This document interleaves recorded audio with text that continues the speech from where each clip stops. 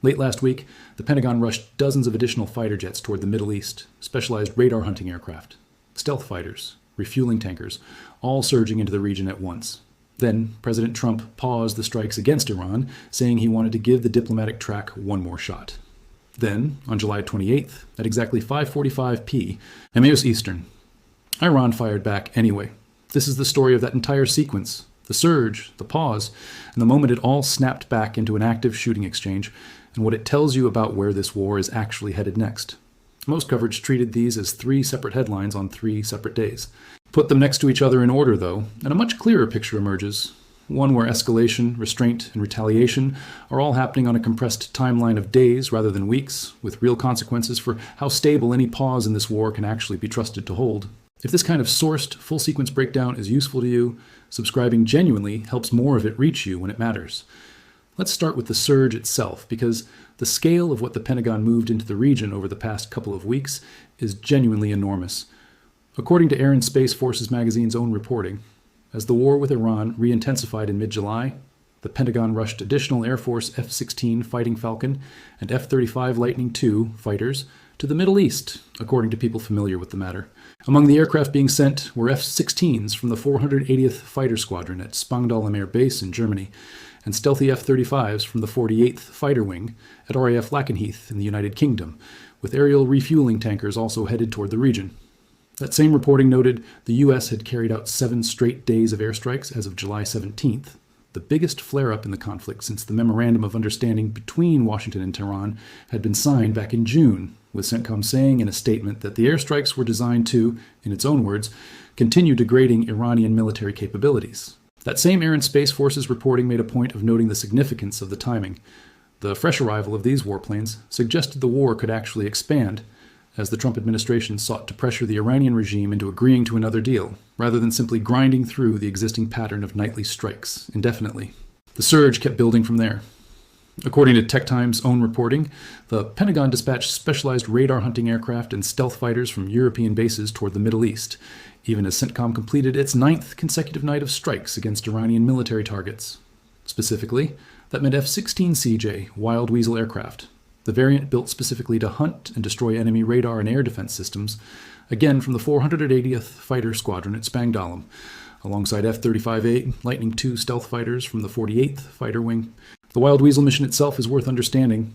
These aircraft carry specialized sensors designed to detect enemy radar emissions the moment they switch on, then fire high-speed anti-radiation missiles that home and directly on that emission source, effectively daring any Iranian air defense operator to turn their system on at all. Sending more of these aircraft specifically, rather than just additional general-purpose fighters, signals a very deliberate focus on further suppressing whatever air defense capability Iran still has left standing after months of war. That same report noted the deployment of additional refueling aircraft alongside the fighters carries real operational significance for reach, since sustaining combat operations at this tempo from European bases requires continuous tanker presence, with aircraft needing in-flight refueling on both the transit and the actual strike missions themselves to reach targets along Iran's southern and western coastlines, as well as inland sites. That same Tech Times reporting noted more than 100 land and sea-based aircraft had provided continuous coverage across the theater during an earlier operational peak back in May, giving you a sense of just how large this specific deployment ranks, even against the war's own prior high watermarks. That comparison is worth sitting with, because it means this latest surge isn't simply matching the war's previous peak intensity. According to the reporting available, it's being layered on top of a baseline that was already, by May, one of the largest sustained air operations of the entire conflict, meaning the current buildup represents genuinely new territory, rather than just a return to an earlier level of activity. 14 U.S. refueling aircraft arrived in Israel over that same weekend, according to Israeli media cited in that reporting and acknowledged by an Israeli official, extending the reach and endurance of American strike packages even further. Here's where it gets genuinely alarming from a pure military sustainability standpoint. That same Tech Times analysis noted independent assessments showing depleted THAAD, Patriot, and Tomahawk inventories won't fully recover until 2029 or later, raising real alarms about broader U.S. military readiness even as this specific surge was happening. Think about what that actually means in practice. The exact interceptor systems and cruise missiles the U.S. has been relying on throughout this entire war are being consumed faster than American industry can currently replace them, meaning every additional week of sustained combat operations is drawing down a strategic reserve that, by some estimates, won't be fully restored for roughly another 3 years.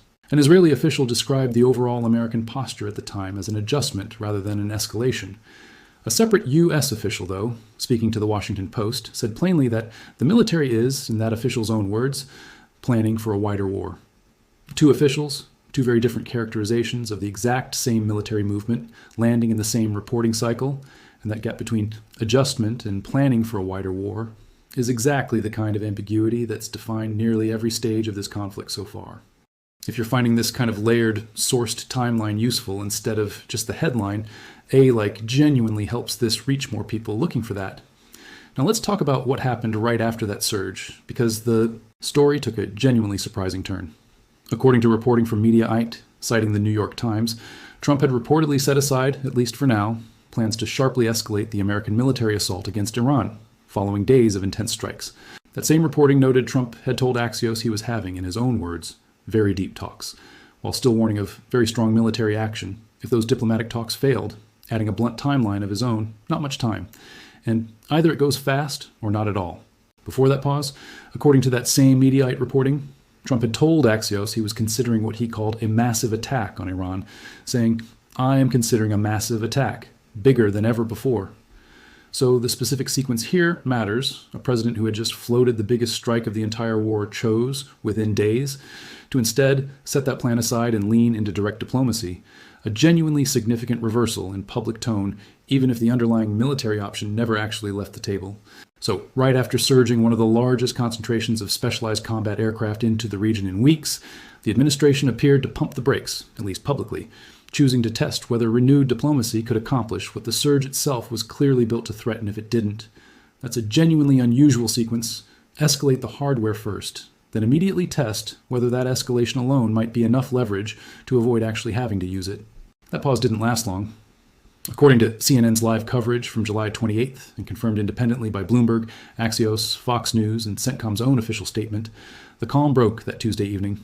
CENTCOM's statement, posted directly to social media and quoted across every outlet covering this story, read, "At 5:45 p. MET today, Islamic Revolutionary Guard Corps forces launched multiple ballistic missiles from Iran in an attempted surprise attack on U.S. forces based in the Middle East. All Iranian missiles were successfully intercepted. U.S. forces remain vigilant and at a high state of readiness."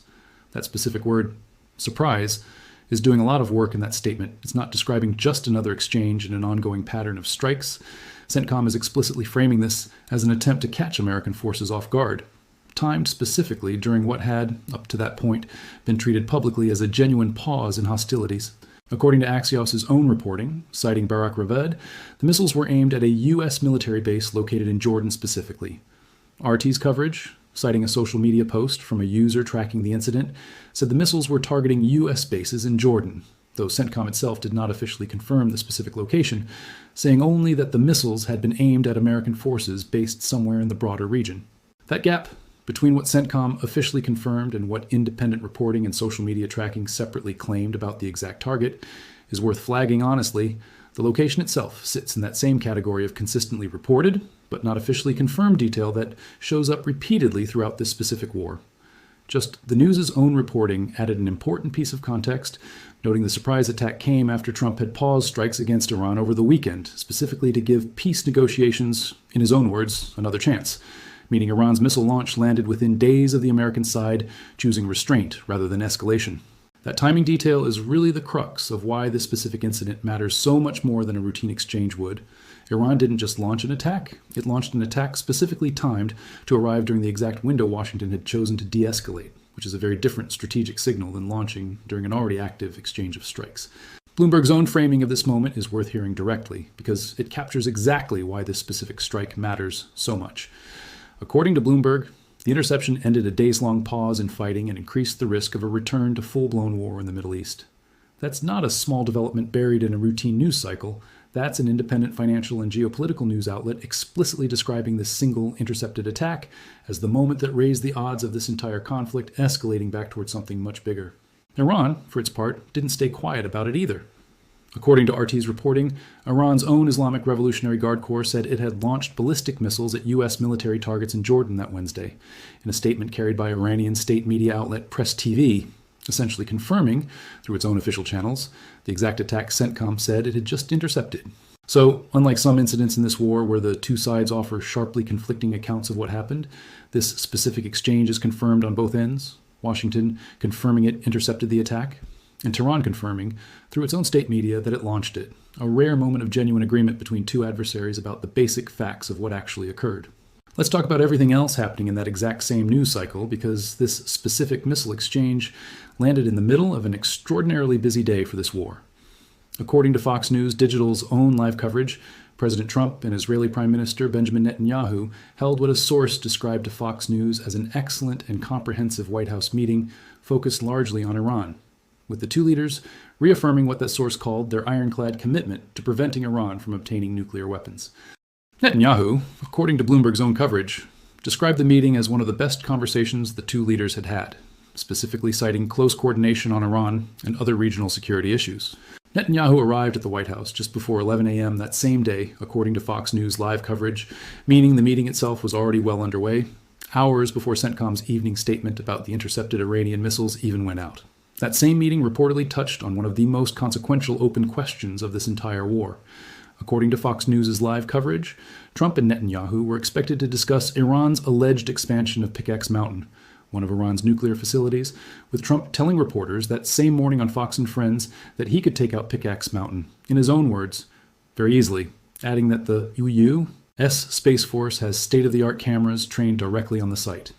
That's a genuinely striking admission, a sitting president casually confirming on morning television that American space-based surveillance assets are actively watching a specific Iranian nuclear facility in real time on the same day his own military was intercepting an Iranian missile attack elsewhere in the theater.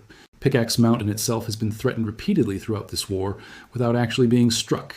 And Trump's comment here, framing a strike as something he could do very easily, sits in an interesting tension with weeks of reporting, suggesting the facility's extreme depth might actually challenge even America's most powerful bunker-buster munitions. Israeli Defense Minister Israel Katz added his own layer to this same day's developments. According to CNN's live coverage, speaking at a conference held by Israel's Channel 14, Katz confirmed directly that American fighter jets operate from Israel en route to strikes on Iran, and offered a pointed observation about the broader pattern of this war, saying Iran is firing at every country in the region except one, Israel itself, because Tehran knows American fighter aircraft and refueling planes are taking off from Israeli soil to carry out those strikes. That's a genuinely important confirmation on its own, an Israeli cabinet minister publicly confirming, on the record, that Israeli territory functions as an active launch and refueling point for American combat missions against Iran, a detail that had mostly circulated as background context in this war until Katz stated it this plainly. Katz went further, reiterating Israel's own warning of a forceful response to any direct attack on Israeli territory, saying plainly, "If Israel is attacked, we will strike back with full force. We have struck Iran twice, and we are prepared to strike a third time." That specific phrasing, counting Israel's own prior strikes and explicitly numbering a potential third one, frames Israel's posture as something closer to a running tally than an open-ended threat, suggesting Israeli officials view their own strikes on Iran as a countable, escalating sequence rather than a single deterrent gesture. Katz also acknowledged, according to that same CNN coverage, real gaps between Washington and Israel over exactly how to proceed with overall Iran strategy going forward. A rare public admission of friction between the two allies in the middle of an active war, landing in the same news cycle as a White House meeting Netanyahu himself was publicly calling one of the best conversations the two leaders had ever had. And the regional escalation didn't stop with just the U.S. and Iran trading fire that day either.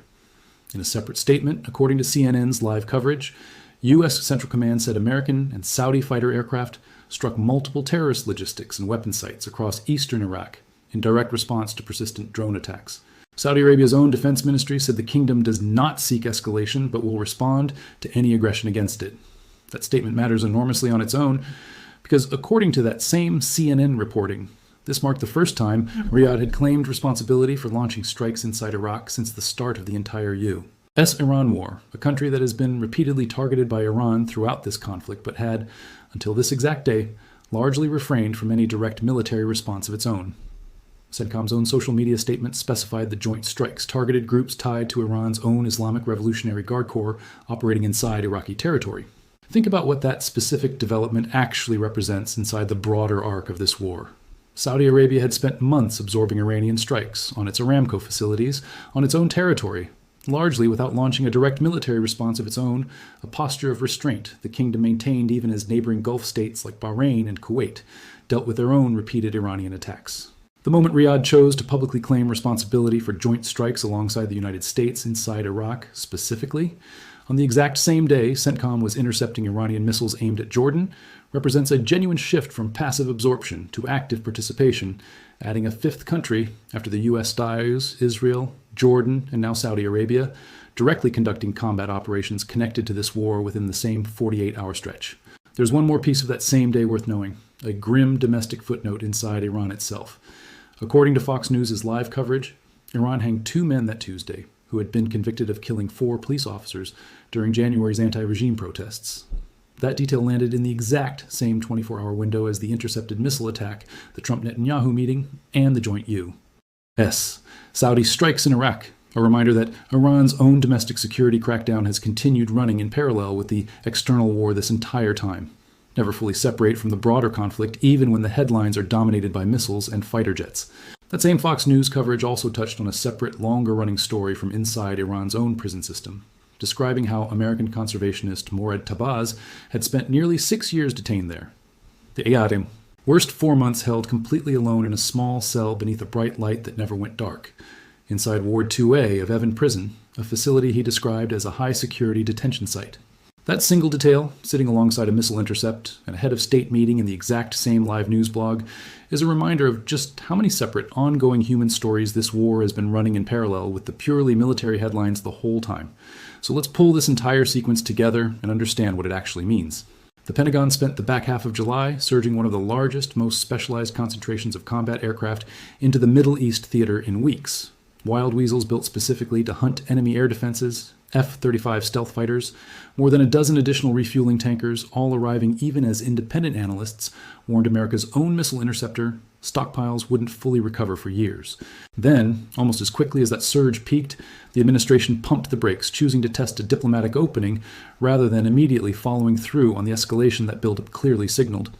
And within days of that pause taking hold, Iran tested it right back, launching a coordinated ballistic missile strike specifically timed as a surprise against American forces in Jordan, on the exact same day Trump was sitting across from Netanyahu at the White House discussing Iran's nuclear program in detail. That sequence, surge, pause, surprise, attack, all within roughly a 10-day window, tells you something important about how fragile any calm in this specific war actually is right now. A president publicly choosing restraint, giving diplomacy, in his own words, another chance, wasn't enough to prevent Iran from testing that restraint almost immediately. And the American response to that test wasn't a dramatic new escalation of its own, at least not yet. It was a successful interception, followed by a continued high-level diplomatic engagement with Israel, followed by a completely separate escalation on an entirely different front, Saudi Arabia entering direct combat inside Iraq for the first time in this entire war. There's a broader pattern worth naming here too, one that connects directly back to that missile stockpile warning from earlier. Every successful interception, exactly like the one CENTCOM announced on July the 28th, draws down the same finite pool of Patriot and THAAD interceptors that independent analysts already warned wouldn't fully recover until 2029 or later. That means Iran doesn't necessarily need to land a hit to meaningfully affect the strategic balance of this war. Every failed attack still costs the United States a portion of an increasingly scarce defensive resource, even when CENTCOM's own statement frames the outcome as an unambiguous, clean success. A war of attrition doesn't always look like territory changing hands or casualties mounting. Sometimes it looks exactly like this, a successful intercept that still quietly draws down a stockpile nobody currently has a fast way to fully refill. Each of those threads, the surge, the failed Iranian attack, the Trump-Netanyahu meeting, and Saudi Arabia's own new military involvement, is significant enough on its own to be the lead story of any given day. Having all 4 land within the same 48 hours tells you this war hasn't actually calmed down at all. It's just started moving on more fronts simultaneously than it was even a few weeks ago. And that expanding footprint, 5 separate countries now directly engaged in combat operations, connected to this single conflict within the same short window, is exactly the kind of development that makes any future pause, however genuine it might be in the moment, harder to trust will actually hold the next time around. Thank you for watching, and for sitting through the version of this story that actually connects the surge, the pause, and the attack into one coherent sequence, instead of treating each headline as its own isolated event. This is about as fast-moving as this war has been at any point so far, with a fighter jet surge, a diplomatic pause, an intercepted missile attack, a head of state meeting, and a brand new country entering direct combat, all landing within about 10 days of each other, so treat everything here as the picture as of July 29th, and expect this pace to keep holding rather than slowing down anytime soon. Watch specifically for whether Iran attempts a second surprise strike now that its first attempt has been publicly confirmed as intercepted, whether Saudi Arabia's newly public role inside Iraq expands into anything more sustained, and whether the very deep talks Trump described to Axios produce any concrete framework in the days immediately following this exchange, since all three of those threads are likely to determine whether this specific pattern, surge, pause, attack, repeats itself again in the near future. If you want the next update, the moment either side escalates again, or the moment that diplomatic track Trump described actually produces something concrete, subscribing is the best way to catch it as soon as it's confirmed. And I'd genuinely like to know which of these four threads you think matters most for where this war goes next: the fighter jet surge, the intercepted attack, or Saudi Arabia's new direct involvement. Drop that in the comments. I'll see you in the next one.